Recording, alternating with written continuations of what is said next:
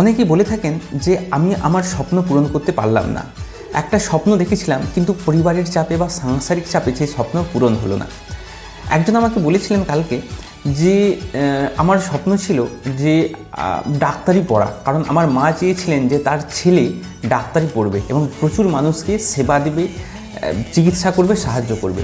কিন্তু আজকে মা বেঁচে নেই, যার জন্য আমি সেই জায়গাতে পৌঁছাতেও পারলাম না।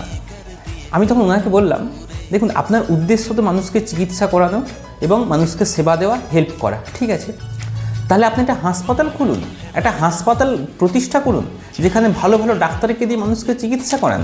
দেখুন সবই কিন্তু মেন্টালিটির পার্থক্য, সবই কিন্তু চিন্তাধারার পার্থক্য। কে বলেছে আপনার মানুষকে চিকিৎসা বা সেবা দিতে গেলে আপনাকে ডাক্তারি পড়তে হবে? তাই চিন্তাধারা সবসময় বড় করুন এবং সবসময় নিজের স্বপ্নকে পূরণ করার চেষ্টা করুন।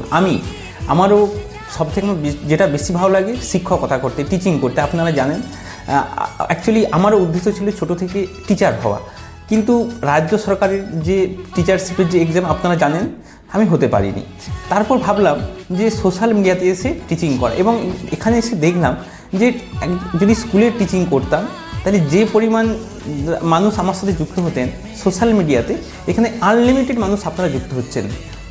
আমিও এই মেন্টালিটি গ্রহণ করেছি যে শিক্ষকতা করার জন্য যে স্কুল টিচার হওয়ার দরকার নেই। তাই আপনাদের যদি বড় স্বপ্ন থেকে থাকে তো সেটা কীভাবে পূরণ করা যায় সেই চেষ্টা করুন।